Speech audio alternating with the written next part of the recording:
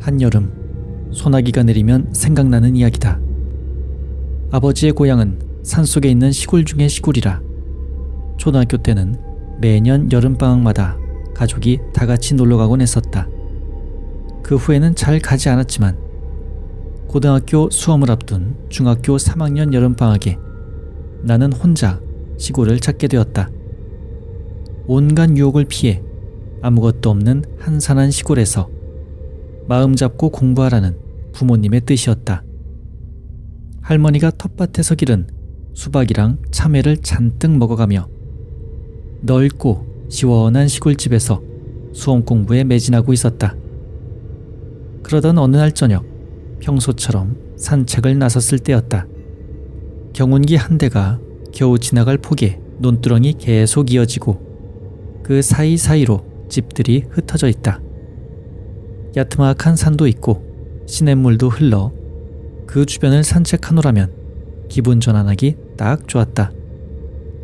그날은 갑자기 하늘이 어두워지고 차가운 바람이 불더니 부슬부슬 비가 내리기 시작했다. 소나기였다. 곧 번개가 떨어지고 천둥 소리가 울려 퍼지기 시작한다. 부디 쏟아지지만 말라고 빌면서 서둘러 돌아가고 있을 무렵이었다. 저 멀리 아득히 먼 논두렁에서 두 사람이 앞뒤로 늘어서 걸어오는 게 보였다. 순간 대단한 위화감이 느껴졌다. 그 두 사람은 도롱이 같은 걸 걸친 채 머리에는 삼각형 모자를 쓰고 있었다. 삿갓이라고 해야 할까?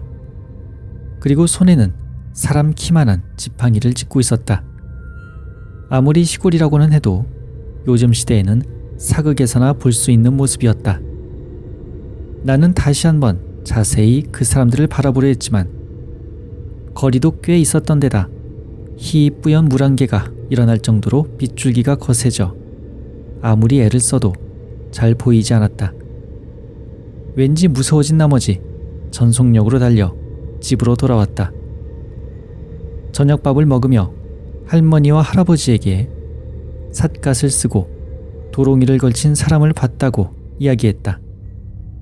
두 분은 어쩐지 순간적으로 겁에 질린 얼굴을 하고 서로 마주본 뒤 물으셨다. 도롱이 스님을 본 게냐? 어디서 본 거니? 이리로 오던? 나는 쏟아지는 질문에 당황해 황급히 대답했다. 도롱이 스님이 뭔데요? 하지만 아무튼 그런 차림을 한 사람들이었어요. 몇 명이더냐? 2명이요. 2명인가? 한동안 침묵이 이어졌다. 그 후 평소처럼 밭은 어떠냐는 둥, 밥이 맛있다는 둥, 평범한 이야기만 이어졌다. 도롱이 스님인지 뭔지에 대한 이야기는 그대로 끝이었다.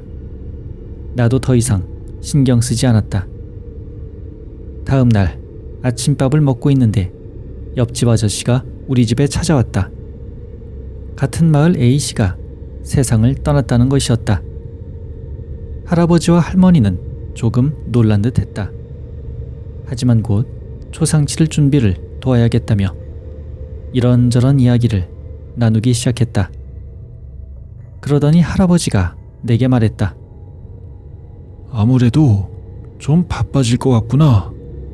너도 이쯤하고 집으로 돌아가거라. 나는 당황해서 대답했다. 네?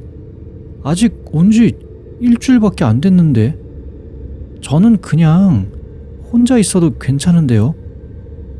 하지만 할아버지는 더욱 진지한 얼굴로 말했다.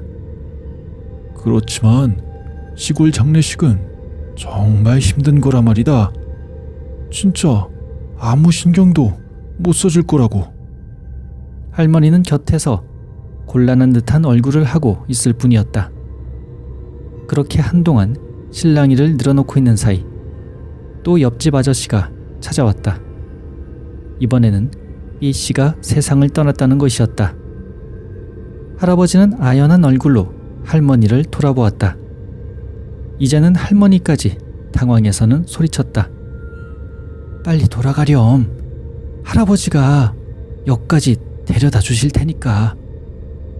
그리고는 나를 재촉해 짐을 챙기도록 하셨다. 나는 내쫓기듯 시골에서 돌아왔다.